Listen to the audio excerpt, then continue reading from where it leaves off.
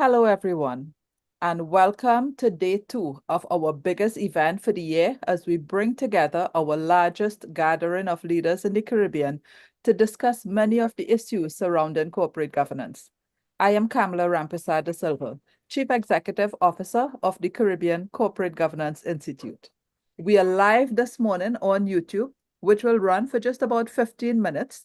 And this live stream would also be run on our social media pages. So we welcome everyone who is in the room and those of us too who are joining us via the live stream. In this, our 5th year, we will focus on the critical theme of regenerative capitalism, promoting exceptional governance for small states. And we were delighted on Sunday to have had a very successful opening ceremony with the opening keynote being delivered by one of the world's most influential voices in corporate governance today, Professor John Elkington, who had joined us from his home in the UK. We are heartened by the response to Governance Week by our sponsors and the willingness of over 50 of our business leaders to share their time and expertise as we discuss topics that are critical to the quality of our lives as well as that of our children and grandchildren. Yesterday, we started the week of conference with A. Cecile Watson from Jamaica, who gave a very insightful presentation on executing the board strategy. And this was followed by 3 very intense panel discussions on differentiating the organizational strategy from the board strategy, breaking the status quo in the boardroom, and then the value of shareholder and stakeholder activism. Now, today, before we get to our presenter this morning, Dr. Dion Chamberlain Miranda from Belize, I want to again thank our sponsors of Governance Week 2024. As you would have seen in our opening sponsors video, we have 2 gold sponsors. First, Citizens Bank and the Massey Group, and we have 5 bronze sponsors: Angostura Limited, Republic Bank Limited, the National Gas Company of Trinidad and Tobago, PwC, and G.A. Rowe & Sons Limited from Belize. Each of our sponsors are bundle members of CCGI, and we appreciate their additional support.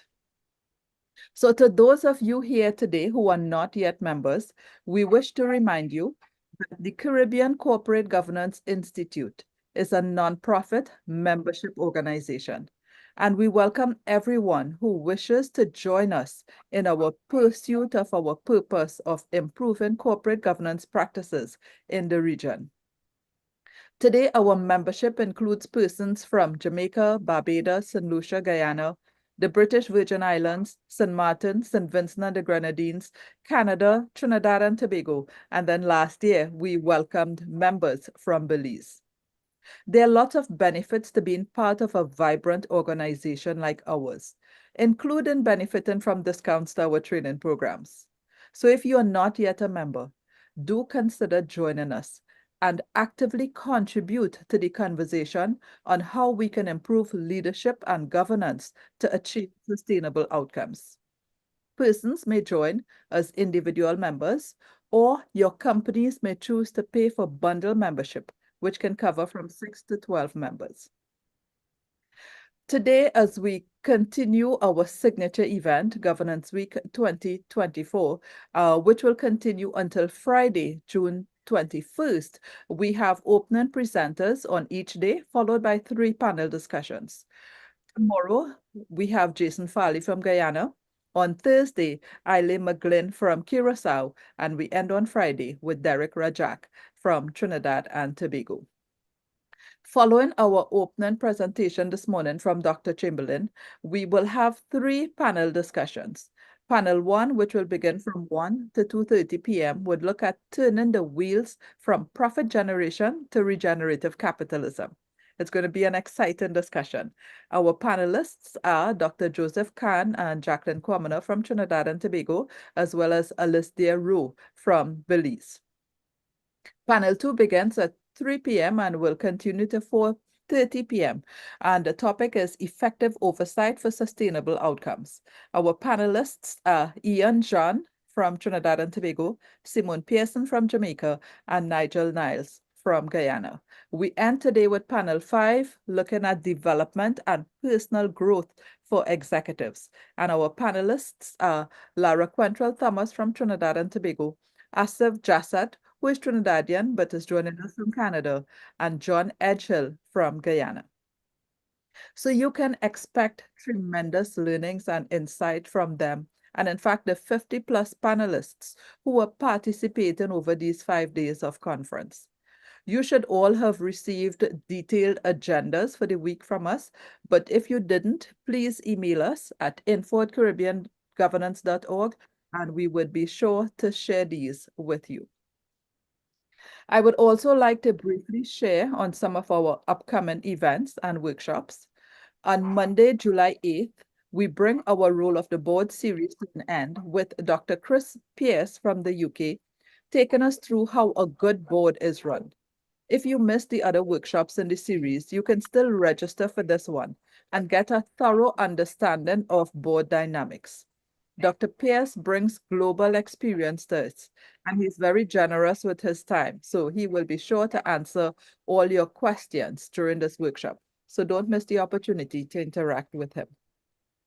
Then on Tuesday, July 9th, Lara Quantrell Thomas will be conducting a workshop on building executive presence in the boardroom. This would be quite valuable to young executives who have joined boards and even those aspiring to be directors. We also have 2 workshops for deepening your understanding of financials. Howard Dutton will conduct financial stewardship for non-finance directors on Wednesday, July 17th. And Janika John from South Africa will conduct a 3-day workshop on identifying fraud, red flags in financial statements in early September. All of these are online, so you can easily join us to participate. Also, most of you know by now that we are planning an exciting week of activities in Guyana from November 19th to 23rd this year. There will be 2 physical workshops, the first on insurance and risk on Tuesday, November 19th. The second runs for 2 days, Wednesday, November 20th and Thursday, 21st on governance and compliance. Both of these workshops will be facilitated by Claire Gomez Miller. And the second workshop will include a simulation from Harvard Business Publishing, which I would help facilitate. Then on the Friday, we host a panel discussion on effective board papers geared specifically for our corporate secretaries network, but we invite everyone who is related to anything to do in the boardroom to also be part of it because it will be some great learnings. After which we would have a book signing ceremony with Professor Garrett, and then we will enjoy some unique Guyana games around a bonfire. The week then culminates with a governance dinner and end-of-year networking event on Saturday, November 23rd, when the opening keynote will be our beloved Professor Bob Garrett, who is CCGI's Global Ambassador. All of these events will be held at Splashman's Resort, which is a beautiful and unique facility built around a man-made lake in Georgetown. Registration is already open.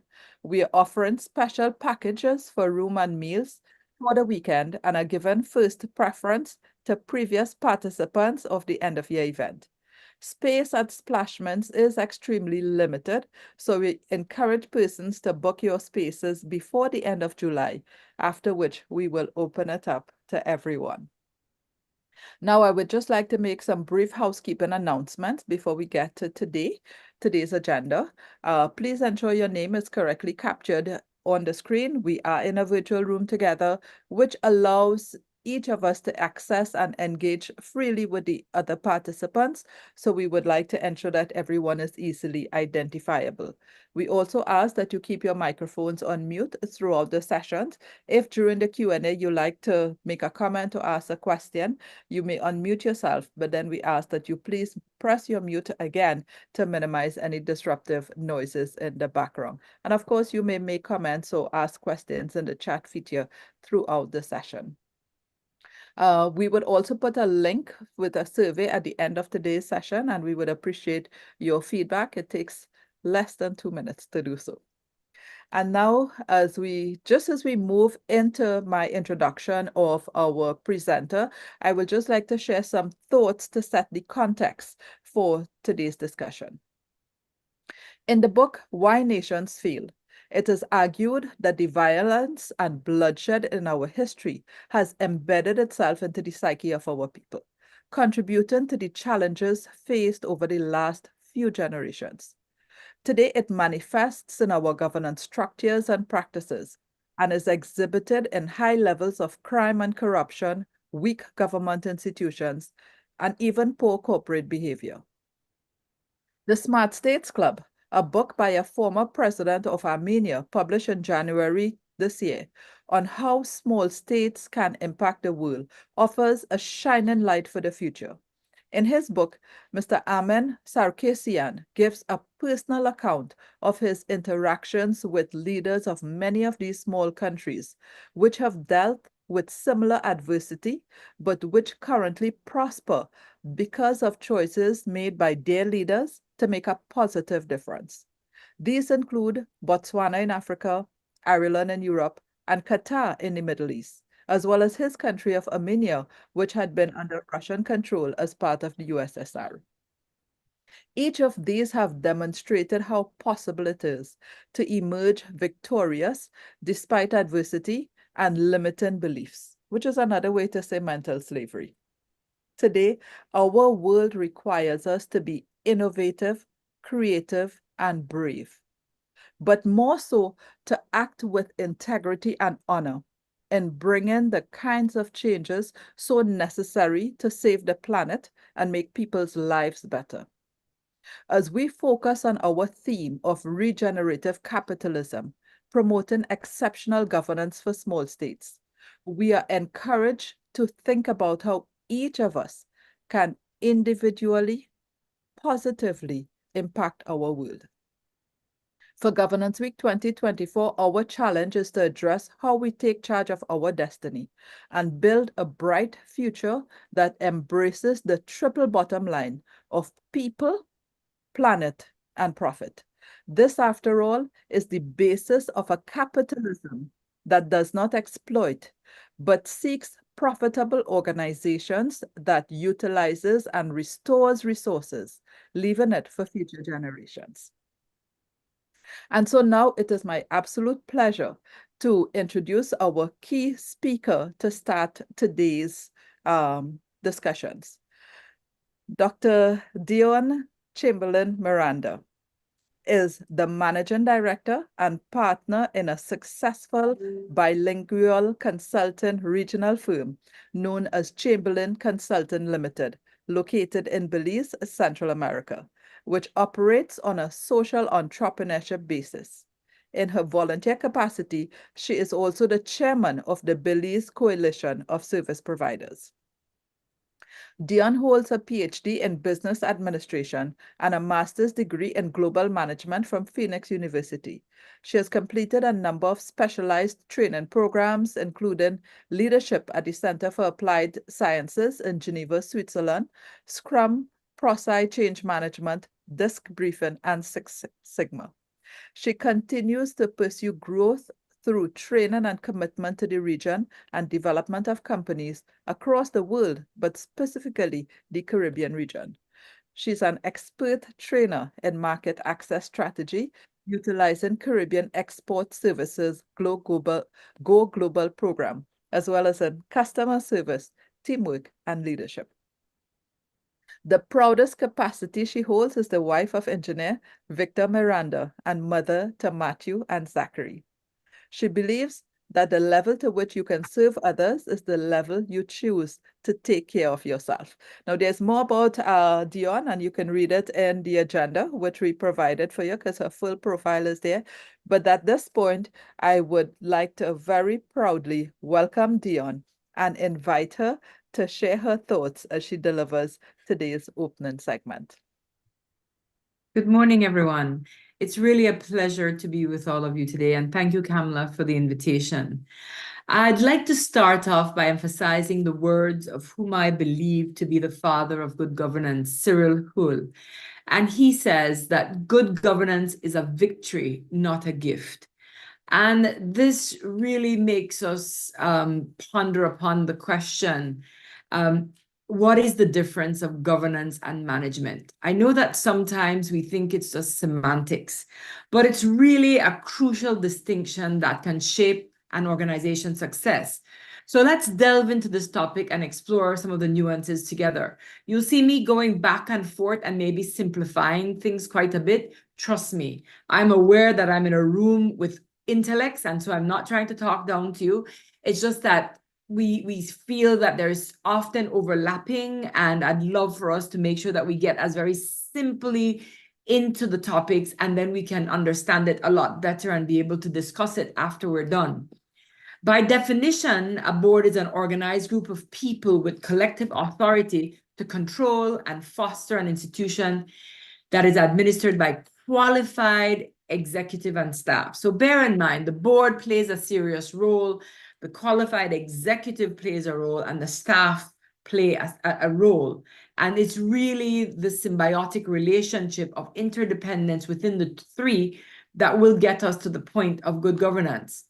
Boards are or should be strategic thinkers who are responsible for oversight and planning.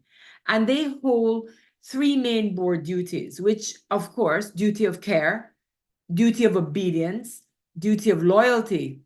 But unlike management, as stewards of the ship, they also bear fiduciary responsibility. And this is something that I find very interesting.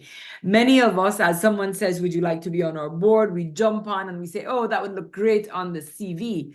However, we also have to realize that fiduciary responsibility is responsibility for acting and doing things to benefit someone else, and can lead to legal implications that could affect us. So it is really important that when we ponder upon being a board, we have to ensure that the persons on the board with us, your management and your staff, are acting with propriety, or else you could be the object of a legal battle at some point in time. And within our Caribbean states, we're well aware of all of these Senate select committees.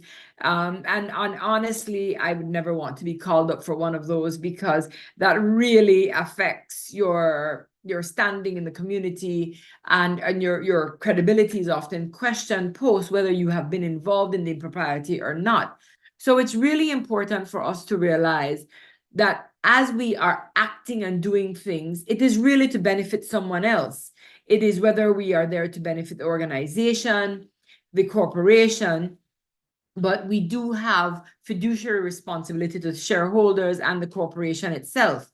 Of course, if it's just a partnership, it's you and your partners have that fiduciary responsibility. However, we need to exercise financial stewardship as well. And we must ensure that the right skills and practices are in place to do the jobs, whether it be by us